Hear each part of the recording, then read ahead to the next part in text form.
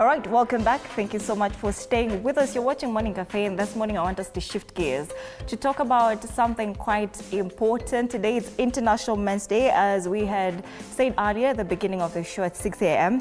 And I want to read it from the International Men's Day page. And every year on the 19th of November, of course, the world celebrates International Men's Day. And of course, this day brings to light the value men bring to the world, their families and communities. And of course, it highlights the positive role models and raise awareness on men's well-being. The theme for this year is celebrating men and boys, but of course other regions are celebrating it under the theme supporting men and boys. So we're going to explore those two themes. How does support for men and boys look like? And what does celebrating them really looks like?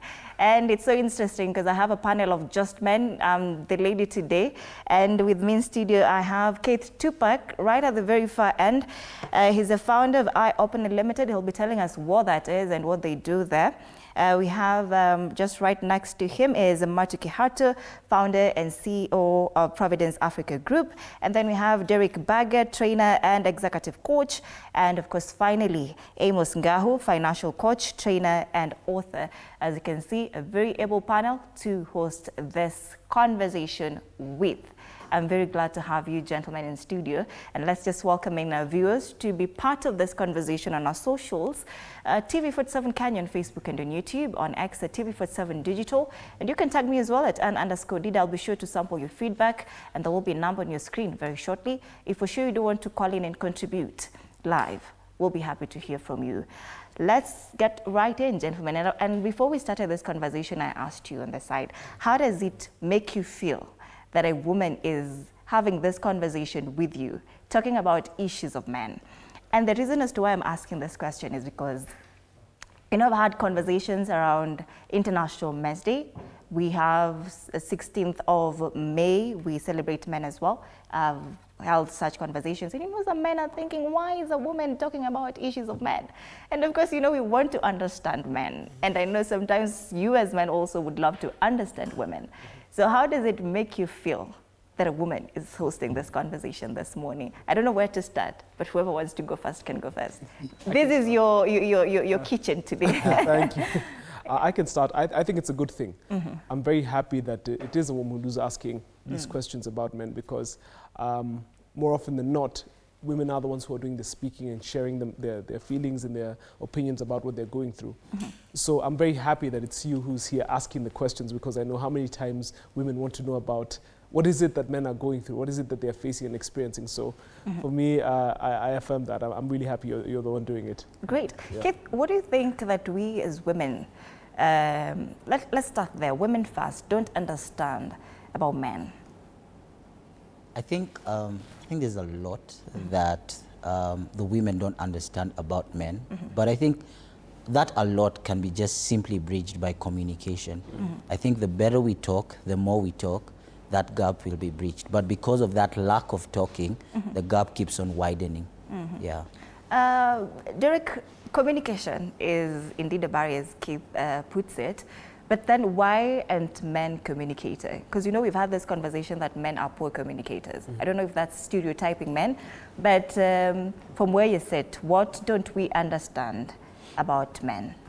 You know, there's some frightening statistics out there about how young men in particular have lost the ability to communicate. And since we asked the question originally about how do I feel, or how do we feel about a woman talking to a panel of men. Those frightening statistics are about how young men have lost the ability to have conversations with women in the real world. A lot of young men are living their lives online. And so to answer that first question of yours, I think having a conversation with a woman, being able to talk to somebody from another gender who perhaps has a different viewpoint, and whether we agree or we disagree, is a key communication skill. So that's the approach that I'm going to give it. And for me, communication, it's everything. Yeah. It is how we are able to make our lives, literally. All right, great. And Amos, I would I don't know if you'd love to contribute to that particular conversation on women having this conversation about men. Yeah. Yeah. Well, thank you. First of all, it's also World Toilets Day. Yes. And I was trying to ignore that particular, Yeah, day but I'm together. excited to be here. I'm a financial coach, doing 18 years now. And one of the biggest things, just to add what Derek has said, you will find that also a barrier to communication for men is us not knowing how you're going to react to what we say. I may want to communicate that I'm broke, but I can't tell my woman, hey, I'm broke, because I don't know how you're going to take it. And that is where you'll end up in some instances. Sometimes men are forced to lie or just not disclose full information. And that's a challenge we're having as men. We don't know how my significant other is going to receive it. And that's why we are trying to encourage conversations among men. So that now I'm able to be vulnerable to my brother over here, so I can tell him business is really doing bad. And I think it's something that we need to improve, and I feel like men relationships need to do better. It's not about what we are telling our women, it's about what we are sharing with our brothers, because I feel that can really improve even our mental health. But now the challenge is, and I'm sure even as a coach, you find men go seek help when it's too late. Right now you'll find women are a bit proactive when it comes even to financial matters. I can speak to that. So you'll find women are proactive. They'll come when they feel like I need to adjust my income, I need to adjust my expenses. But when a man reaches out, everything has gone haywire. They've lost their job, they're going through a divorce, they've lost money, they're being auctioned, and that's the unfortunate thing. So we don't really know how you're going to take our truth, because we feel judged most of the time. So I believe that's one of the things that if we improved on that as men, then it becomes a better environment. Is the whole idea to impress a woman, because let's assume the woman wasn't in the picture really, then would that change how men view the world? Because you're talking about, sometimes you are, 50-50 about we as women would react to, say, if you tell me you're broke, then what if the woman wasn't the center of that particular conversation? Now, the challenge is, men we are meant to be providers. So when I cannot provide, and this is not just for your woman, for your children, you have people you're supporting at home. So you'll find that you have allowed what you can provide define who you are. So it's called borrowed confidence. So the moment you cannot provide, then it destroys you. It doesn't matter whether it's your woman, whether it's your children, because we love providing for our people. There's something nice about you randomly sending money to your parents if they are alive. You building something for them, to your in-laws. But the moment you can't provide that, that's what breaks us. I want us now to go specific, Derek. Today we are celebrating it under the theme celebrating men and boys. And of course, as I mentioned earlier, other regions are celebrating it under supporting men and boys. But what does it really mean to support men and boys from your own vantage point? Because you wear the shoe as you're just looking at it from the outside. I think the advantage, for example, of having a tinge of gray hair is that you have lived a life. You have certain experiences. There are things that you have gone through that certainly some of us on this panel can do to support and mentor the younger boys and the younger men coming up. Again, I will look to the internet, where we see every day examples of young men making choices that perhaps don't favor them. And so I think certainly my role as somebody who has lived a life, who has gone through the experiences, who has made those mistakes, my job is to inspire, to mentor, and to encourage these young people to live a life that is going to allow them to be the best version of themselves. And I think for young men, maybe three things that I can say that, particularly on this day, since we're talking about men and boys, that they can start doing. Number one is creating this self-awareness of themselves. So just being aware of, say, what their current moods are, how they feel, how they think, what is going on in their lives, and then hopefully being able to make decisions that are going to favor them. So that's number one, self-awareness.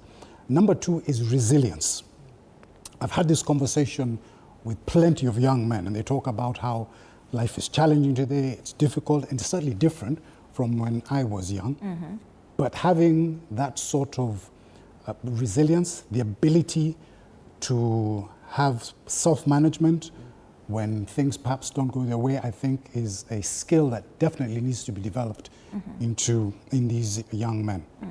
And then thirdly, I'll just say having a sense of awareness of others. And when I talk about awareness of others, just being able to change or shift or adjust your mindset based on who you are either communicating with or whom you are working with, or being able to adjust so that you are able to make the best out of that situation. So I'll leave you with those three. And Derek, I know we're working with different generations. That there, your generation, and then there's now the today's generation. You've talked to us about that disparity in terms of generations, but right now we're hearing more about, toxic masculinity, especially online. It's a lot. Oh, you should not cry.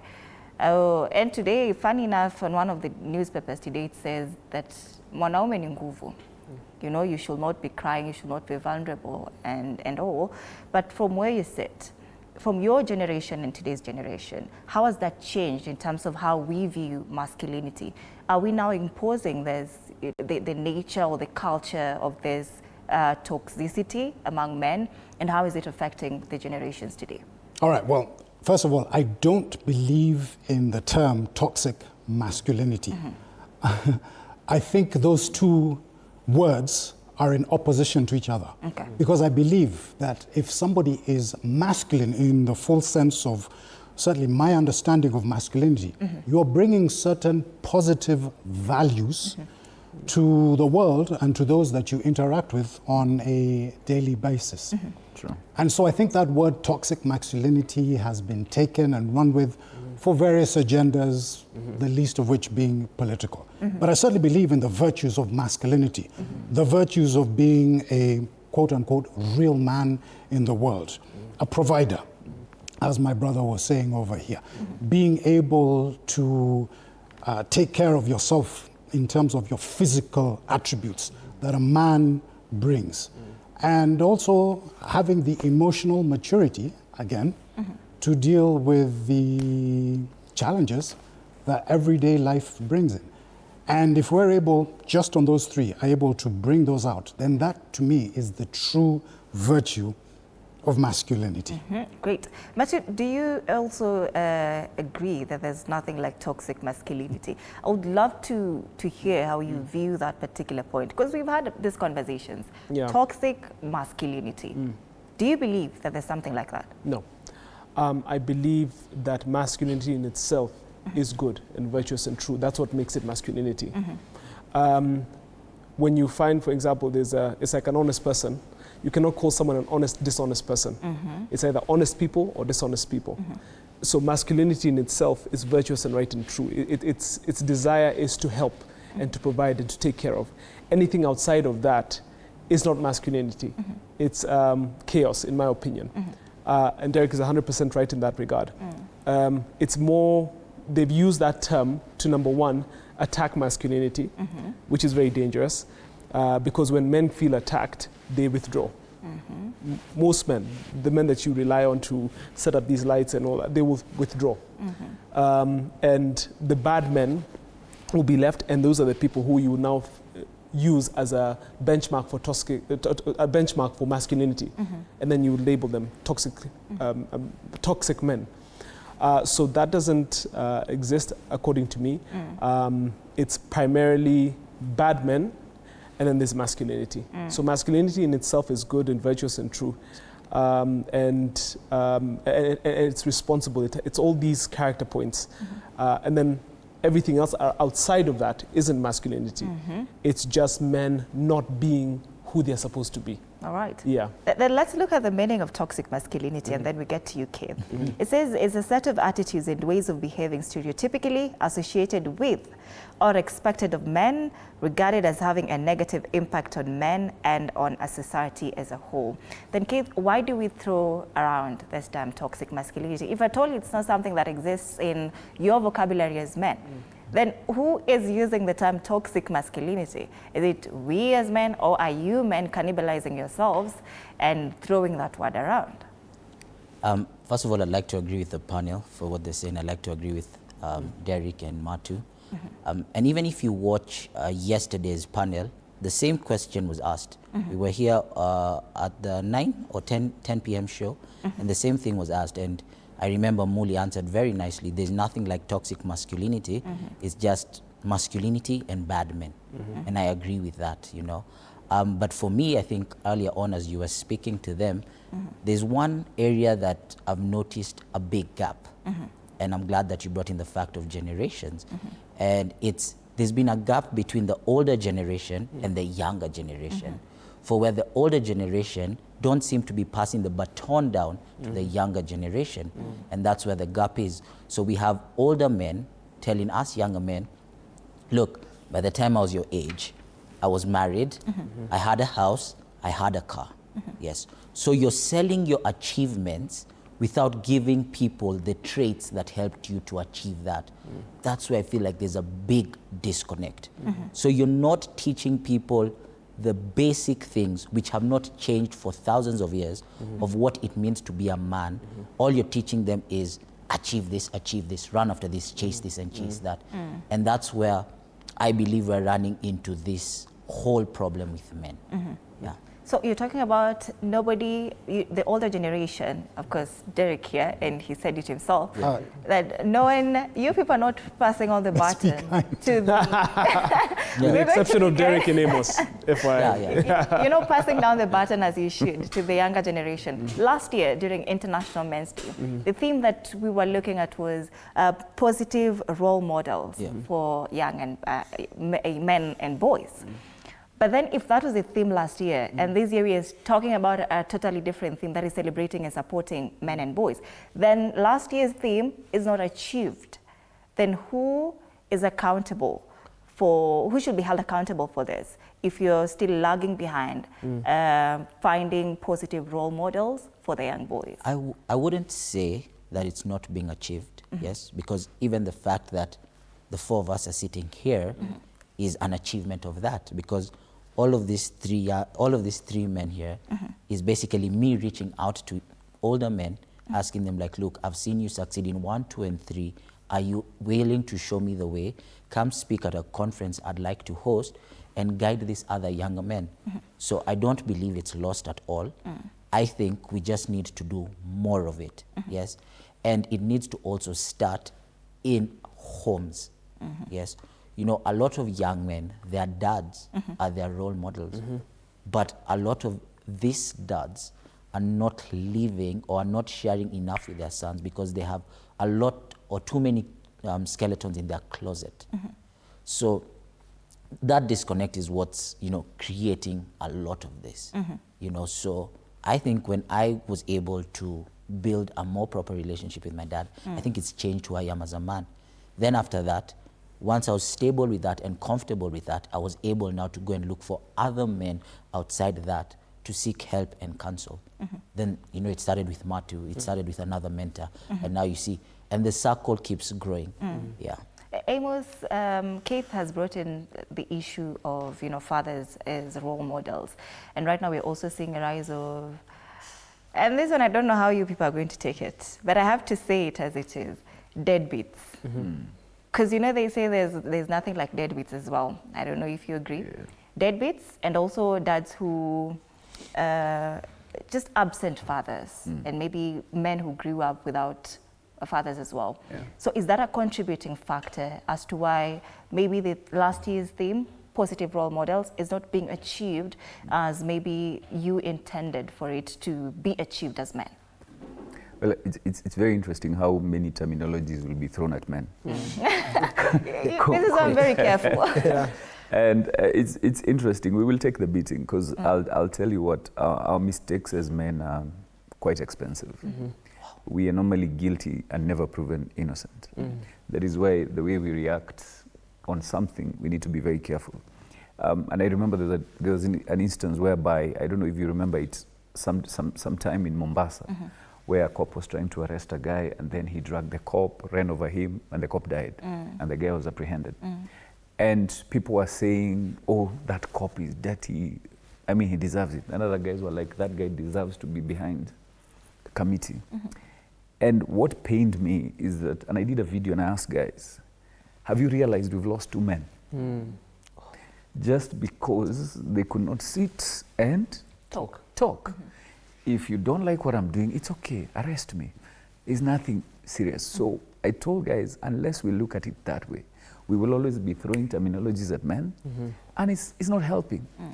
I believe, as men, if you were to take our rightful place, I'm a father of 2 boys, and every time I look at these kids, I'm like, if these guys had a camera on me, would I keep doing the things I'm doing?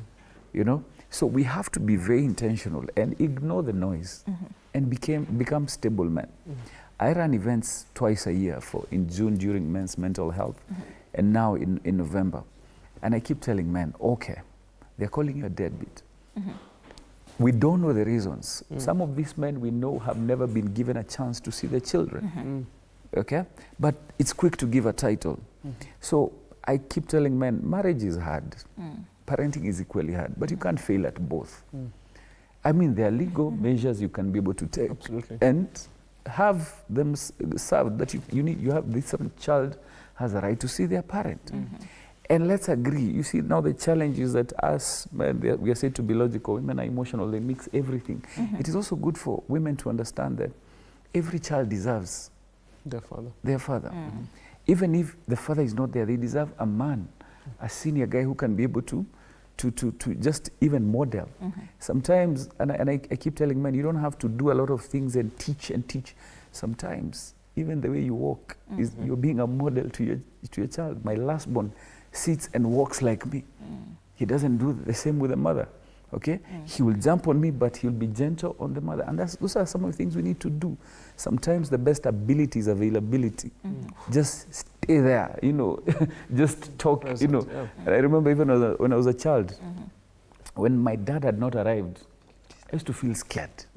But when you hear him, he's coming, and a guruma, you're like, now I can sleep. So I don't believe that we have, because we basically, nobody has a manual of how you're going to raise these kids. Today's generation is different. Every day I look at my son, I'm like, hey, let me just keep quiet. Because if what he's doing is what I was doing when I was younger, my dad would have slapped me and I would be recovering somewhere in a corner. But this now you have to reason with them. So I believe we need to take it easy, be gentle on ourselves, reduce our own expectations, take responsibility of whatever we've done. Mistakes will happen. Let's share. I fall in the same category, just to encourage Derek. We fall in the same category. I don't mind sharing my scars. You know, sometimes we share our wins, we cover our scars. So our kids don't know that we went through the same. So I don't mind sharing my stories. I've gone through a lot, but I share with my younger guys and I tell them. In fact, there's a Nigerian saying, which is, sometimes they use a vulgar language, but they say every dog eats feces. But it's only the foolish ones that don't wipe. So we must be able to encourage each other as men, share my story and tell you know what, I've been there. Probably you will make it and probably you will not, but you can live with it. Yeah. All right. Let me pick on that thread, just to do with the responsibility. There's plenty of blame to be apportioned for single parenthood on both genders. When we start labeling, as Amos has said, then we sort of start going down this rabbit hole that we don't want to, and nobody's cause is helped. That responsibility, that's the thread that I want to pick. Everybody, whether you're a man or a woman, but since this is International Men's Day, you are responsible for your own livelihood. There's a formula I talk about when I'm, for example, speaking to my clients. I talk about a CASH formula, which is an acronym for cash, K, which is knowledge. So first of all, this world has presented us, the world that we live in today, where we're able to learn from other people, whether it's through books or through the internet or through your YouTube algorithm, so that you can gain the knowledge that's going to help you, say, for example, that you're in that situation. Number two, and most importantly, is attitude, which is reframing the story that we tell ourselves and that other people tell us. So the story that people might say as, oh, they're deadbeat dads, oh, they're toxic, there's toxic masculinity. Yeah. It is reframing that story. It is changing that attitude. And even the attitude to how we as men react to those labels. The S in that formula is for skills. And that skill is developing the skill to be able to take that responsibility, you know, ownership. And I'm really big on that, you know, taking ownership and responsibility for whatever situation you find yourself in. And then the H is developing a success life attitude, habit, sorry, success life habit. The H is for attitude. That is cash. Yes. All right. And Habit. Keith, I want to also rope you in on what Keith said, that, you know, you as the older generation, you're not passing on the baton as you should.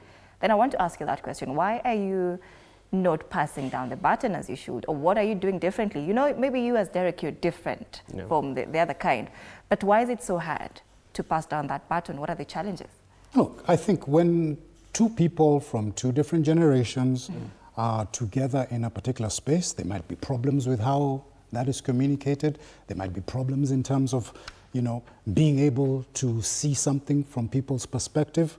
Ultimately, it's about listening to each other. It is about being able to understand the viewpoint and the perspective that that other person might have on a particular issue. I've had many conversations with young people on a myriad of issues. And sometimes it is difficult to see it from my point of view. But I try to be expansive in terms of my understanding where this particular person is coming from, and then hopefully pass on, like I said, my wisdom, my experience, my scars to that person so that they do not make the same mistake. I don't know if it's a blanket condemnation that we as the quote-unquote older generation are not passing it along. But certainly the clarion call out there is for both the younger generation and those of us who are a little bit more seasoned to be able to sit down, create those spaces like we're going to have this weekend in Lukenya, where we can have a robust exchange of ideas. And we'll be getting into that tukimalizia this particular conversation, what you guys are doing individually to celebrate International Men's Day.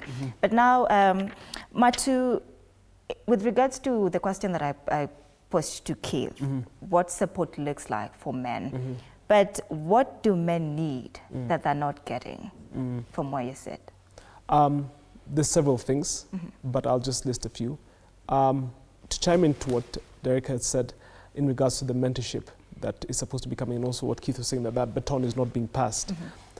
From personal experience, I found that I'm a millennial, so the generation before me, there's a time I was actively in my 20s looking for their mentorship and support. But I found that they felt threatened by me. So I think that's one of the that's one of the reasons that we didn't have that. So the support we need is that the older generation needs to stop seeing us as a threat. We're not here to replace them. That's one very important thing. We also have ideas. We're not just children who come up with, who get influenced by each other to do negative things. It comes to a point where we're also trusting us, teaching us also to be trustworthy of what it is that we need to do within our society. You know, men are the foundation and the cornerstone of society, what I'm trying to say is. And a lot of the time what happens is, the reason that we have a lot of this next generation, our generation, the generation after us not being responsible is because they're not treated with the same trustworthiness to take care of it. There's an emergent something I'm always opposed to, which is, for example, if you're a single mom, don't allow your kid to be a mama's boy. You have to push him out to be his own person. That's a form of support, because he needs to be able to figure things out for himself. I'm always telling people that men need to learn to figure things out on their own. That's one of the ways you support them. Don't fix their problems for them.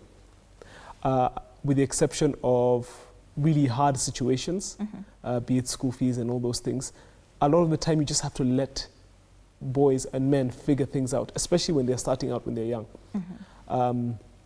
No coddling, that's a very, very big one. Yeah. And really, for me, I'm a big believer in faith. I believe in Jesus Christ as my Lord and Savior, and I believe that teaching them to build their relationship with God, which is something that should be the center and the cornerstone of their lives. I think having that, because you see, being able to build a faith, faith in religion is not just to make you good or to make you seem good. There's a discipline to it. And in practicing it the right way, you can learn certain traits that you can, number one, be able to support yourself to begin with. Number two, enable you to engage with society with boundaries. Because that's one thing that I think is lacking a lot of the time within the young generation of men. It's understanding boundaries and understanding discipline. That's why, for example, it may also, in the defense of Derek and his generation, it's also difficult to mentor young people because there's a lack of discipline, there's a lack of self-regulation, emotional regulation. People are too impulsive, they're impatient. So the support can only come, there's a saying, when the student is ready, the master will appear. So the student must be ready first. Yeah. So my call actually is to the young men, be ready. Whatever it is you need to change so that you can become the man you're supposed to be, then the support will find you. Yeah. Must be willing to learn. You must be willing to learn. Oh, great. Yeah. But we keep on referring to Derek, that Derek's generation. Derek, what's your generation? Because after millennial, it's boomers. And because Gen Z, millennials, boomers. Yeah. So that we can just set the pace for this conversation. And Amos also said he falls in the same bracket. I am firmly a Gen X. A Gen X. Yeah. Perfect. That's Kip, because this is millennials. I'm wondering, where is the Gen Z? Kip, Gen Z? No, just the boundary. Yeah. Still in the line. But now, Mati is talking about the older generation shouldn't be scared of the younger generation, that maybe they're taking over and that they're going to destroy things. But do you hold the same opinion? Like, do you feel like the older generation is scared of the younger generation? Because looking at, for example, last year and going into this year, we saw this revolution that really gave the young people the voice. Yeah. And I'm looking at the men who are now coming out to talk much about the issues that are affecting them. So do you feel that the older generation are not understanding the younger generation? I don't know what it is, but the one thing I always ask myself is, I come across so many men who've achieved crazy things, like things out of this world that you can't even imagine. And I ask myself, where is his story? The fact that someone has not written a story tells me something. There's a reason why that story is not being written. So I think that's where the issue comes, because if you've achieved such great things and not written a story, it tells you something, and it means that you're not willing to share something about your life. So other than, of course, the competition, the threat and everything, for me it just comes down to that. So I ask myself, like, you do have so many guys in this country who've walked to school, who've not even gone past class 4, but there's no autobiographies. And as Africans, we loved telling stories. So where did that die? That's usually my question when it comes to this baton not being passed on, because the greatest way to pass on something like that is a story. And I don't know if you guys know this, but the Indians have been doing this for ages, where the great-grandfather started the story, then it comes, it continues, it continues, it continues. So by the time you're reading your book of lineage, you even have willingness to participate, to build into something that's been built for ages. Yeah. So somebody dropped the ball. Amos, who dropped the ball when you're talking about men? It's International Men's Day.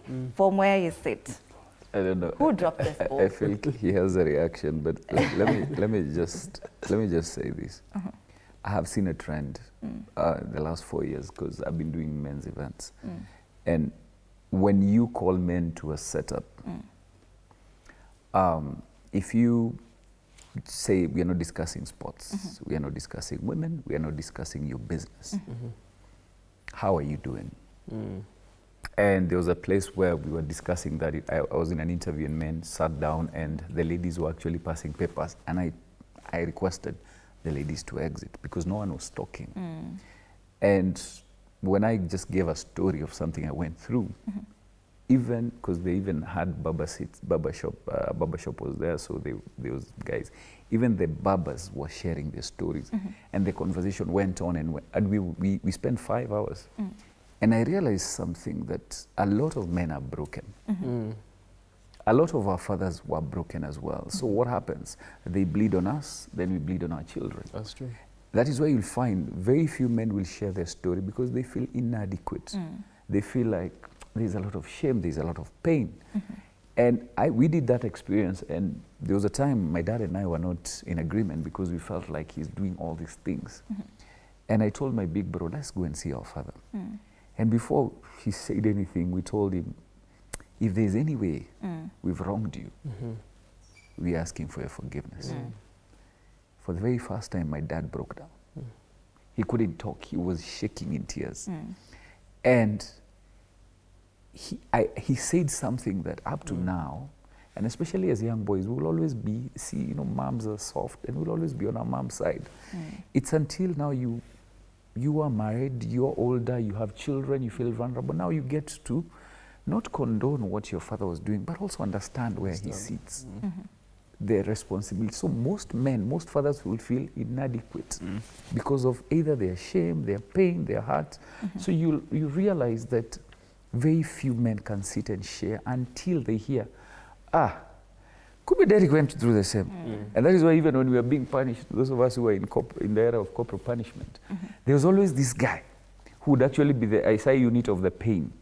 So if you find Tupac over there, they've started, and he's always one who cries and rolls down, and he's been beaten, and you can see today this punishment is not harsh. You would say, today is easy. And I believe, let's not just share our success.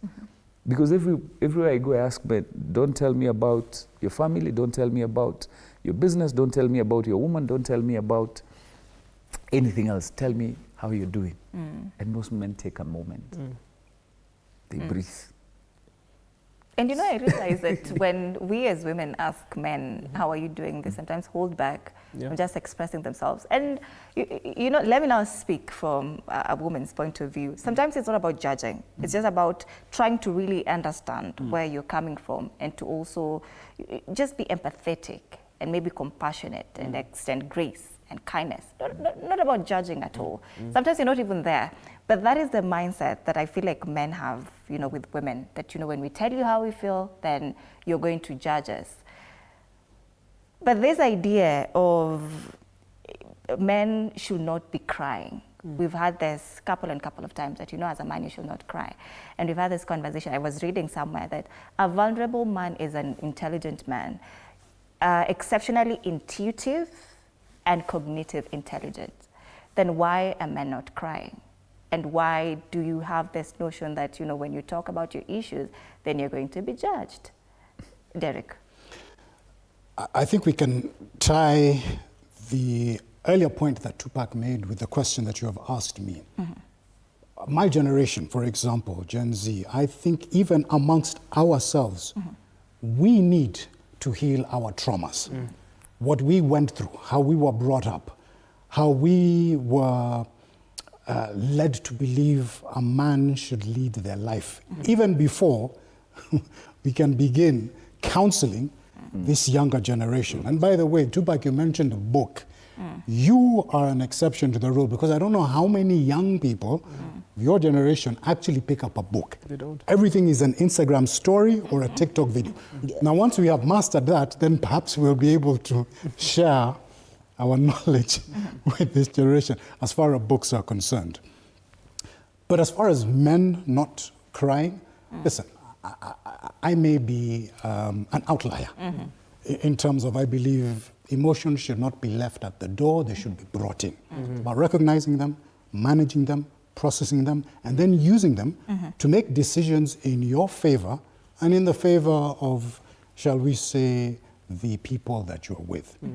Now, for example, if coming here on set and breaking down and crying is going to be able to help me process some deep emotion that I'm carrying or an event that I experienced out there, but helps me, you know, go through that cathartic release, then that absolutely works in my favor. And if that helps you to see me as empathetic, then job well done. I've achieved what I meant to do. So some of these, shall we say, outdated, archaic notions of how men should navigate in this world, whether it's communicating women, not crying, and things like this, I think have been swept away, certainly in this latter part of the 21st century of which we're in. We're Renaissance men, I think. Certainly the men who are sitting around here on this table. We are an evolved species, shall we? And that's hopefully what we are looking for. Vulnerable men are intelligent men. Let me just remind them, evidence kwa kalatas. That's how we see it. I actually have evidence to back up what Derek is saying. My father died when I was 4 years old. So my grandfather stepped into his role. And as I grew up, I got to know, I never saw, I saw him vulnerable, open, showing love, compassionate. And this is an old man, way older than Derek, actually. He would actually be the age of Derek's father. Yeah.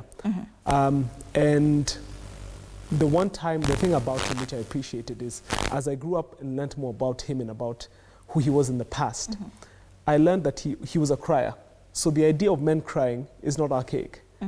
It's something, it's not modern.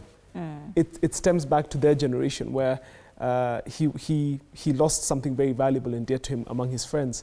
And they cried. One night my mother told me the story where they were in his men's quarters, and he cried with his friends the whole night, weeping because of the emotional distress that they went through. And I think crying is a normal thing. Crying has been there from ages. As if you look at beyond Bible stories, you have historical evidence and facts of men crying. I think there's an assumption that crying is weak, but it's not. It's a release of stress hormone to enable you to be able to, first of all, process those emotions and then go and face the world after you've already dealt with them. So to really hit it home, so that people understand that it's not modern, it is something that has been done generations, time in memoriam. Everyone has cried, and men have cried multiple times. And it should be something that you do when you need to. I'm not saying you just wake up and start crying. I'm just saying, but it should not be seen as something that has never been done before, or our generation's the first time, is the first to do it. It has happened before. I think the problem is a lot of people misinterpreted or chose, it's actually people who chose to leave out that history. They created a facade that a man cannot, true strength, you shouldn't share your emotions, blah, blah. But that's not the case. It's about how you share your emotions and who you share them with. Yeah. Very well put, and I like how you said it. Because, you know, I'm a champion for cry when you need to cry. Yes, yeah. But Keith, do you think that we need more safe spaces for men? And how does that look like, a safer space for men? Even before I get to your question, I just want to add to what Vulnerability? my fellow panel are saying. Okay. I like the fact about choosing to heal, because the one thing that I'm realizing from our parents' generation is you have a lot of parents bleeding on kids that never cut them. And that's why, and the woman, I think, was raised a lot more stronger, so she's able to deal and process with that. It's now the men that are struggling with that, being cut on and being bled on. So that point of healing, I think it's important. And maybe also to the parents that are watching this, or to anyone out there, is, I saw a quote the other day, and I actually also sent it to my family group, because it was so powerful, and it read, a lot of parents are willing to die for their kids, but how many are willing to heal for theirs? And I was like, and I think we should even have a billboard of that, and we'll see a lot more men being saved from that. But now to your question is, yes. Before you even get to that, if you've noticed, we've had a moment of silence for that particular point. Yes, because I think how many are willing to heal for their children? Everyone says, I'm willing to die for someone, but how many are saying, I'm willing to heal for someone? And I think that's the question we should be asking each other. Yeah, but now to your question is, I think men definitely need safer spaces. And the safer spaces could have structure, they don't have to have structure. But I think in the last 2 or 3 years, I've seen a lot of growth in my life by purposefully showing up in such places and being part of such spaces.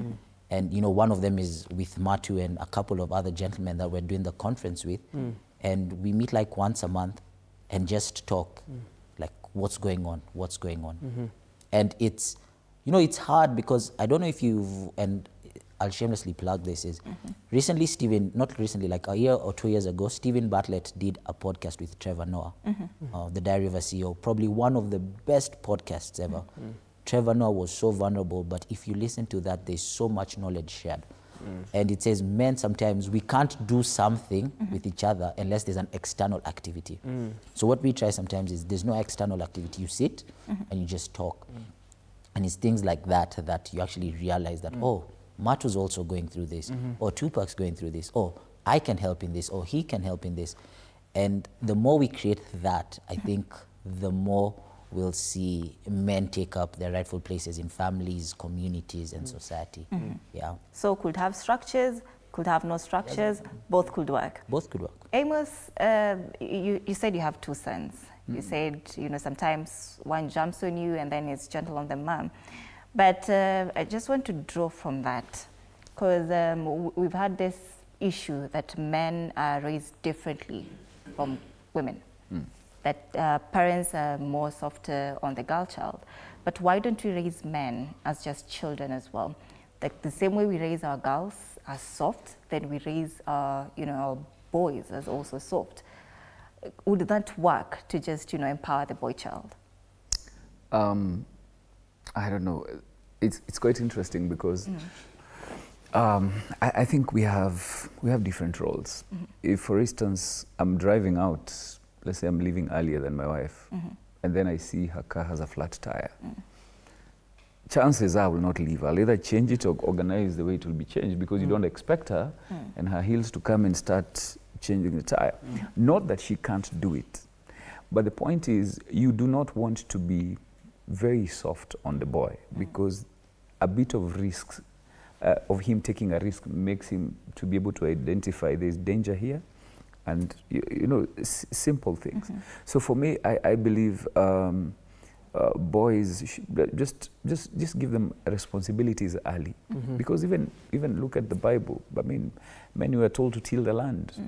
Women will bear pain in childbirth. Those are 2 different roles, and we must be able to know that if I take up my role as a man, because even when we are living, you don't expect to be the one carrying all, your wife to be carrying all the shopping, and you come together, you know. There's some sort of gentleness again, because again, even if you're raising, I don't have daughters, I may not understand those who are raising daughters, but you'd want a girl to be a girl. There's something about a woman being a woman.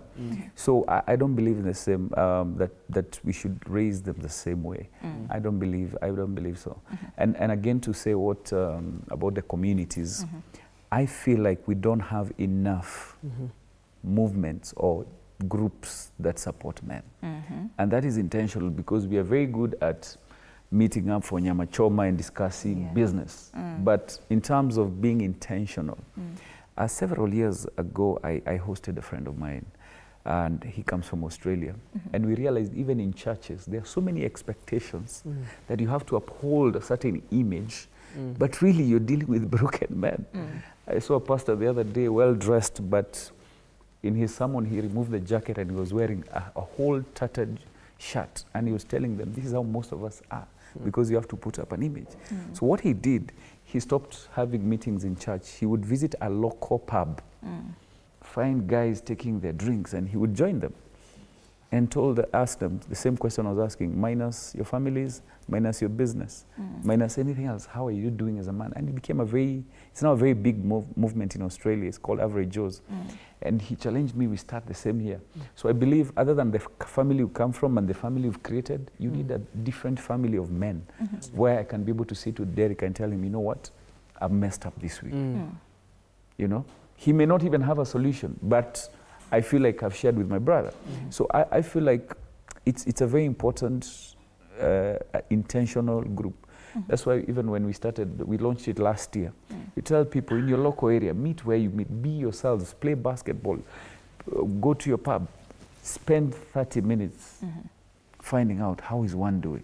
Because sometimes you will be shocked.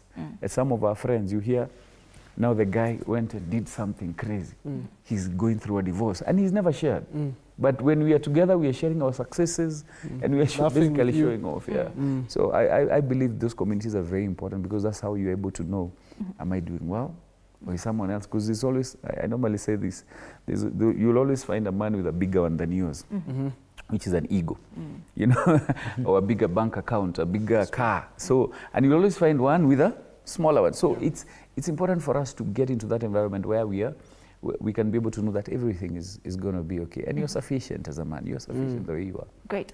And you know our time is up, but I'll just want to plead for more time. Just 5 minutes from my director so that I can give you all time to, you know, wind up and then give us your parting shot. Of course, what you're looking forward to as we celebrate International Men's Day. And this day is coming just a day after International Day for the Elimination of Violence Against Men.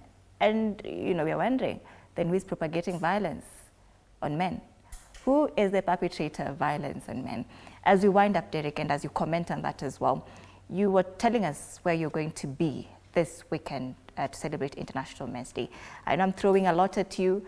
Elimination of days of violence, what you're looking forward to, where you'll be. I'll let these gentlemen talk about the event this weekend. So your question to me was about gender-based violence. Yes. And you want my reaction to that? Yes. I mean, remember that definition of masculinity? To me, a real man would not engage in something like gender-based violence. It is a real problem. It is unfortunately all too pervasive in certain segments of our society. And all of us as men need to come together to support the seizing and the calling out of when we see that. And even just recently, as you asked me that question, I'm just thinking about some things that have cropped up on my social media which refer to exactly that. I'm not going to bring them up because of time, but those videos speak for themselves. And that's something that has no place, I think, in the kind of community that we're trying to create, and certainly as men who are trying to live this sort of righteous life. As far as my parting shot is concerned, three things that I'd like to live with all the men out there and anybody who's listening to this. For me, number one, physicality equals mentality.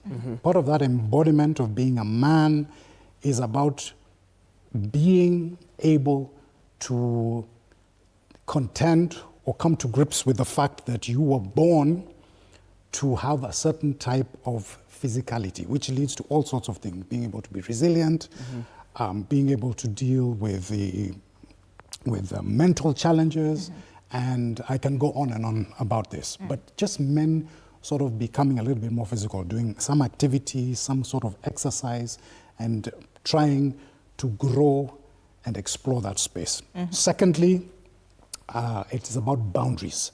I think we live in a society where these boundaries, and as men, that we do not put them in place. There should be non-negotiables. There should be certain things as we try to navigate this world.